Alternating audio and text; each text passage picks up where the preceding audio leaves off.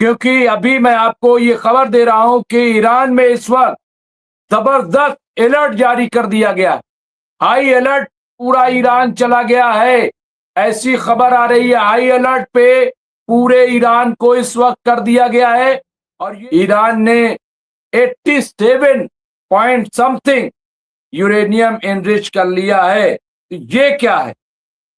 उन्होंने मजीद कहा कि इजरायली वजीर आजम बेंजामिन नेतन्याहू मुमकिना मुआहदे के बारे में परेशान हैं। ये आप देखिए, ये बहुत बड़ी बात है। और देखिए, हमने पहले भी कहा था कि किस तरह से आमने सामने बेंजामिन नेतन्याहू और डोनाल्ड ट्रंप हो गए थे। हॉट टॉक हुई थी, ये तमाम मीडिया में चल रही। मैं कोई बैठा नहीं था या हवा में नहीं है, मीडिया में खबरें आई थी, हॉट टॉक हुई थी दोनों में। और बेंजामिन नेतन्याहू जंग चाहते हैं, डोनाल्ड ट्रंप जंग नहीं चाहते।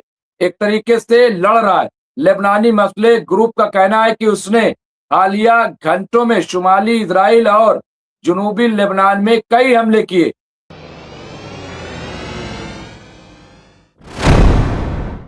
आदाब, मैं हूं मुमताज आलम रिजवी और इस वक्त मैं आपके खिदमत में लाइव हाजिर हुआ हूं। बात करूंगा ईरान, अमेरिका, इजराइल, फिलिस्तीन, पूरे मिडिल ईस्ट की हालात। एक तरफ ऐसे बताए जा रहे हैं कि बहुत नाजुक है, क्योंकि अभी मैं आपको ये खबर दे रहा हूं कि ईरान में इस वक्त जबरदस्त अलर्ट जारी कर दिया गया। हाई अलर्ट पूरा ईरान चला गया है। ऐसी खबर आ रही है हाई अलर्ट पे पूरे ईरान को इस वक्त कर दिया गया है। और ये खबर मौलाना मोहम्मद अशरफ जैदी साहब ने हमें दिया कि पूरा ईरान इस वक्त अलर्ट मोड में चला गया है।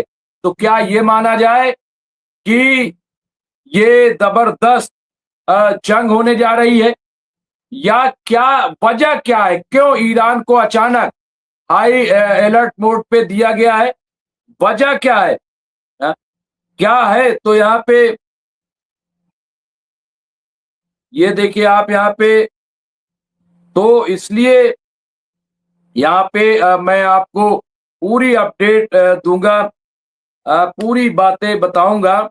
अ, और मैं आपको कि क्या असल में है हाई अलर्ट मोड। देखिए खबरें, अगर देखा जाए, अल जजीरा को मैं देख रहा था तो खबरें ये आ रही हैं कि 50-50% है।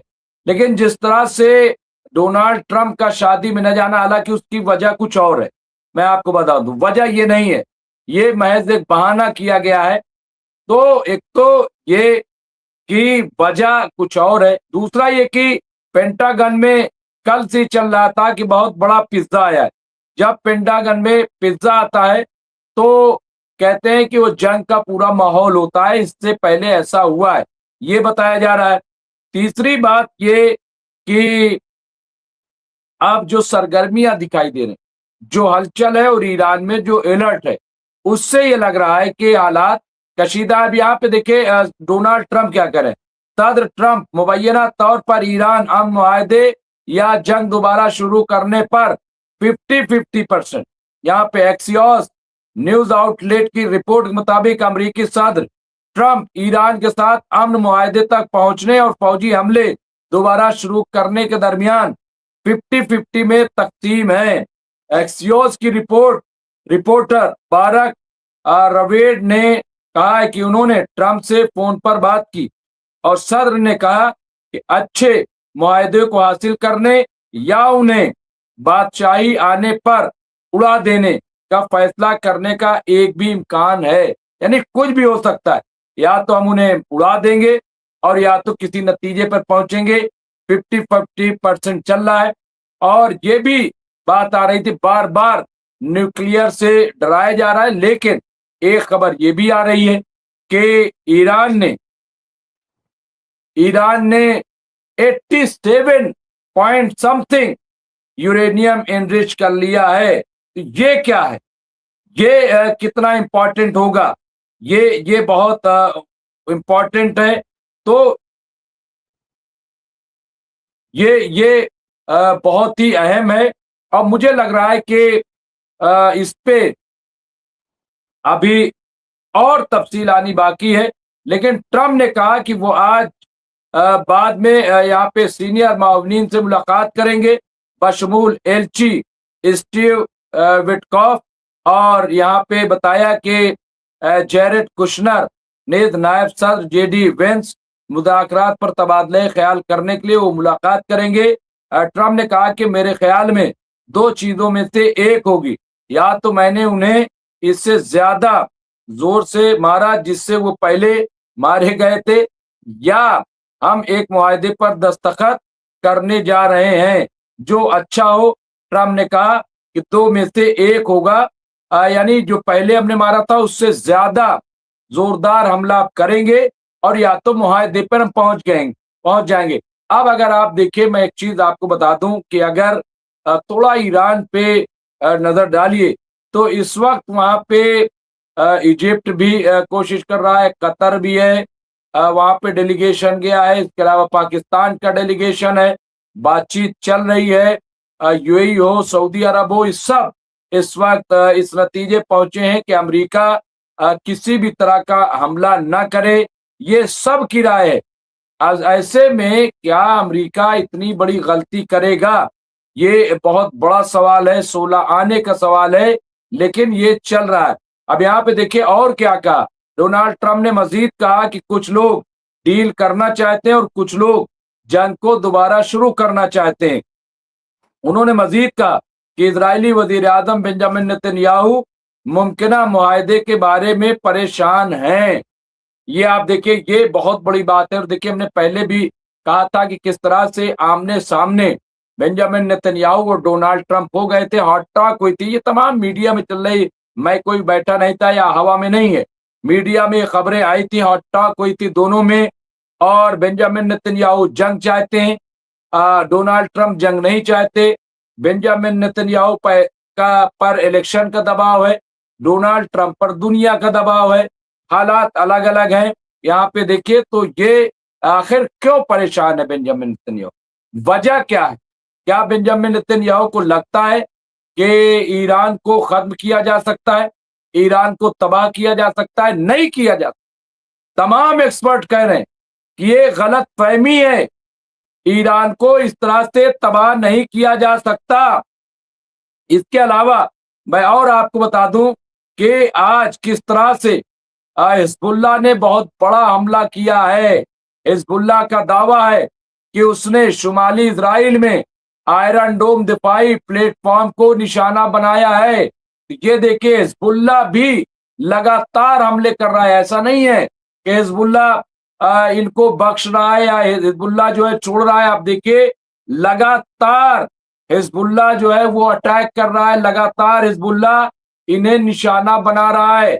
और ये बहुत बड़ा दावा मेरा अपना ख्याल है कि किया गया है। तो इस तरह से अगर आप देखेंगे तो अंदाजा हो जाएगा कि ये कितना इम्पोर्टेंट, कितना अहम है।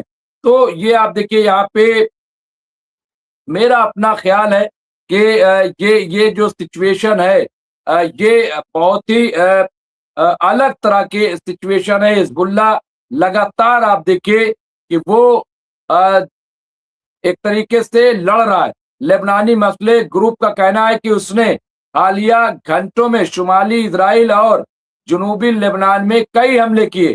इजरायली आयरन डोम दिफाई निजाम को शुमाली इजराइल में, यहाँ पे देखिए, ब्रनेत पीरों में ड्रोन के जरिए निशाना बनाया गया। जंगजुओं ने शुमाली इजराइल में यहाँ पे देखिए जो शोमीरा बस्ती को निशाना बनाने वाले ड्रोन्स का आगाज किया। उन्होंने लेबनान के जिला, यहाँ पे जिला जबील बिनते जबील में इजरायली फौज के इंजीनियरिंग गाड़ी को निशाना बनाने का दावा किया है। तो आप देखिए, हमारे साथ मेहमान जुड़ गए हैं, लेकिन मैं आपको बता रहा हूँ एक और खबर, कई बड़ी खबरें हैं, लेकिन मैं जो मोटी मोटी इस वक्त की खबरें हैं वो मैं आपको दे रहा हूँ। एक और खबर, ईरान और मिस्र ने अमेरिका इजरायली जंग के खात्मे की कोशिशों में तबादला ख्याल किया है। आज हमने जो थंबनेल बनाया वो ये कि एक बार फिर ईरान ने नए सिरे से अपनी तजवीज को भेजा है। वो क्या है, अभी सारी बातें सामने आएंगी, लेकिन यहाँ ईरान की नीम सरकारी खबर रसा एजेंसी तस्नीम के मुताबिक ईरान के वजीर खारजा अब्बास अरागची ने अपने मिस्री हम मनसब यानी मिस्र के विदेश मंत्री बद्र अब्दुल लतीफ के साथ पाकिस्तान की कयादत में सालसी की कोशिशों के ताज़ा तरीन दौर पर तबादला ख्याल किया। अब्बास अरागची ने इससे कबल जुमे को ईरानी दारुल हुकूमत में पाकिस्तानी फौज के सरबराह आसिम मुनीर से 2 मुलाकातों के बाद कतर के वजीर आजम और ओमान के वजीर खारजा से मुलाकातें की हैं। अब यहाँ देखिए, अमरीका और ईरान इस्लामाबाद के जरिए आबनाए हुर्मुज को दोबारा खोलने के लिए तजावीज और जवाबी तजावीज पर बातचीत कर रहे हैं। तो ऐसे में देखिए, जब ये सिचुएशन हो तो ऐसे में कैसे ये माना जाए कि अटैक हो जाएगा, हमला हो जाएगा और जंग, लेकिन हाई अलर्ट ईरान में है। अब क्यों है मुझे नहीं पता, हालात संगीन है। मौलाना अशरफ जैदी साहब कह रहे हैं कि किसी वक्त भी हमला भी हो सकता है, लेकिन जो मैं खबरें देख रहा हूं उसमें तो ये लग रहा है कि ऐसा कुछ भी नहीं है। तो क्या ये प्रेशर बनाने की भी एक टैक्टिस है, क्या है, इस पे हम बात करेंगे। हमारे साथ जुड़ गए फिरोज बख्त अहमद साहब, हमारे साथ जुड़ गए अब्दुल वाहिद साहब। मैं फिरोज बख्त अहमद साहब हमारे सीनियर पॉलिटिकल एनालिस्ट हैं। इसके साथ साथ मौलाना आजाद उर्दू यूनिवर्सिटी के आप चांसलर रहे हैं और आप जो है कॉलम निगार और मिडिल ईस्ट पे बड़ी अच्छी नजर रखते हैं। इसके साथ ही अब्दुल वाहिद साहब सीनियर पॉलिटिकल एनालिस्ट हैं और सीनियर जर्नलिस्ट भी हैं, कॉलम निगार और मिडिल ईस्ट में बड़ी गहरी नजर, एक रिसर्चर के तौर पे वहां पे चीजों को देखना, एक एक बारीक चीजों को, और उस पे फिर अपना नजरिया कायम करते हैं। मैं दोनों हजरात का खैर मकदम करता हूं और सबसे पहले मैं चाहूंगा अच्छा चलिए फिरोज बख्ताब से ही शुरुआत कर लेते हैं। फिरोज बख्ताब ने कहा था कुछ अपडेट्स हैं, तो फिरोज बख्ताब, जो हालात हमने देखे हैं, जो हालात हमने बताए हैं, क्या लग रहा है किस किस्म के हालात हैं? क्योंकि ईरान में अलर्ट बताया जा रहा है, लेकिन दूसरी तरफ वहां पे कतर, मिस्र, पाकिस्तान ये सब बातचीत भी कर रहे हैं किसी नतीजे पर पहुंचने के। ट्रम्प ने 50-50 का है, लेकिन अलर्ट जारी किया है। तो क्या ये इजराइल की तरफ से कोई खतरा है या क्या हो सकता है? फिरोज बख्ताब। देखिए डॉक्टर मुमताज आलम रिजवी साहब और जितने भी आपके एक्सपर्ट्स हैं, अभी तो अब्दुल वाहिद साहब जुड़े हैं और राजा सिंह राजपूत साहब, बुंदेला साहब और जितने भी आपके तमाम एक्सपर्ट्स हैं और जो लोग अभी ऑन लाइव हैं, उनको सबको मेरा सलाम। देखिए सिचुएशन जो है काफ़ी विस्फोटक है और बड़ी ख़तरनाक है।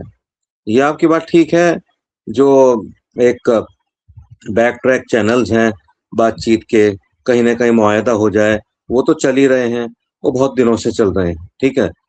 पाकिस्तान उनमें लगा हुआ है, कतर लगा हुआ है, ठीक है।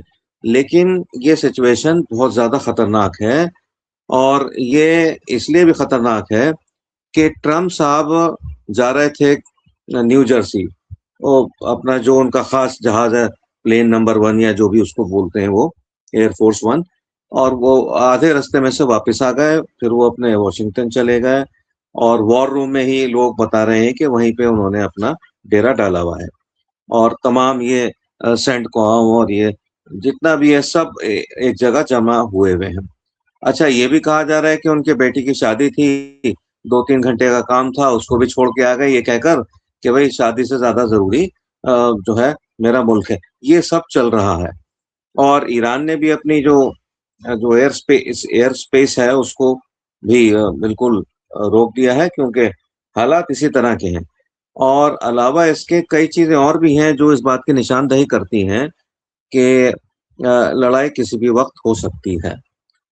और साथ ही साथ दूसरी बात यह है कि जहाँ तक हिजबुल्लाह का मामला है और साउथ लेबनान का मामला है, वहाँ तो बहुत ज़्यादा नुकसान पहुँचा दिया है इसराइल ने, लेकिन नॉर्थ लेबनान में बाकायदा बड़ी ये समझिए जवामर्दी के साथ जो है मुकाबला कर रहा है हिजबुल्लाह, और अच्छा खासा उन्होंने ख़ास किस्म के उनके ड्रोन हैं जो कि डिटेक्ट नहीं हो पाते हैं।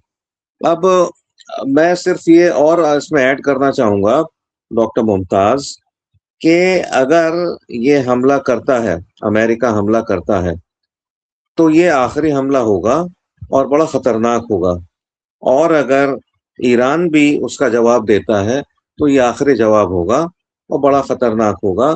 हो सकता है कि ये आखिरी हमला शायद इस दुनिया के लिए भी आखिरी आखिरी हमला हो। तो क्यों हो? देखिए, लड़ाई तो होती खतरनाक है, कितनी फैले, क्या इसमें चीन रूस आ सकते हैं? नहीं लगता, लेकिन आ भी सकते हैं। उसका भी आपने एक फ्रेज इस्तेमाल करी 50-50, वो आपने ट्रंप के लिए इस्तेमाल करी, मगर यहाँ मैं रूस चीन के लिए इस्तेमाल करता हूँ। अगर ये बढ़ी आगे जंग, तो ये 50-50 दोनों ममालिक आ सकते हैं और नॉर्थ कोरिया भी आ सकता है। ये सारा बड़ा खतरनाक सीन बन गया है। अच्छा, दूसरी बात ये है कि ट्रम्प साहब जो हैं बड़ा मतलब लाओबाली किस्म के हैं। वो कहते कुछ हैं, फिर पलट जाते हैं, कहते कुछ हैं, पलट जाते हैं। वो दुनिया को दिखाना चाहते हैं कि मैं बड़ा बेवकूफ़ सा नॉन सीरियस आदमी हूँ, जबकि ऐसा नहीं है। अब वो हमला करेंगे और 100% हमला करेंगे। अब देखना ये है कि जो वो हमला करते हैं इसका क्या होता है। देखिए, ईरान को तो नुकसान उन्होंने पहले पहुँचा दिया, बहुत पहुँचा दिया। हमला करेंगे, फिर ईरान को बहुत ज़ख्म पहुँचेगी, बहुत ज़बरदस्त नुकसान पहुँचेगा। लेकिन अब ऐसा भी है, ईरान को तो ये पता था। ईरान इस देखिए, मैं एक बात इसमें ऐड कर दूँ अलग से। ईरान इस लड़ाई की तैयारी 45 साल से कर रहा था, और जब जब उसका इराक से झगड़ा हुआ था, उस वक़्त से तो ये हर हालत में कर रहा था, क्योंकि ईरान को पता था कि ये ईरान को छोड़ने वाले नहीं हैं। और इसके अलावा जब सलमानी साहब का कत्ल हुआ था, तो ईरान तो मतलब ये समझिए कि जंग के यानी जंग में एक तरह से पैदा हुआ है, जंग में पला है और जंग में ही उसकी ज़िंदगी गुज़र रही है। तो ये अलावा इसके इन लोगों ने बड़ी खतरनाक जो है स्कीम बनाई भी थी अपनी। एक तो क्या-क्या इन्होंने ईरान के ताल्लुक से सोचा था कि यहाँ पे जाके हम बूट्स ऑन ग्राउंड करेंगे, हम तख्ता पलट देंगे, ईरान को 3 हिस्सों में बाँट देंगे, एक कुर्द को दे देंगे, एक शाह के बेटे को दे देंगे, एक पे कहीं तीसरा किसी और का कब्ज़ा करा देंगे। ये इनके प्लान्स पिछले साल से थे, पिछले साल मतलब जब से इन्होंने अटैक किया। ये प्लान्स इनके जो थे कामयाब नहीं हो पाए, क्योंकि ये शैतानी इनके जो समझिए कि प्लान थे, और इनको नाकाम किया ईरान ने, और इसमें गैबी मदद भी आई। लिहाजा ट्रंप का ऐसा है कि वो भिन्नाए बैठे हैं, और बिल्कुल वो अपने दिमाग से मैं कहूँगा खारिज हो गए हैं तकरीबन। अब उनको ये भी पता है कांग्रेस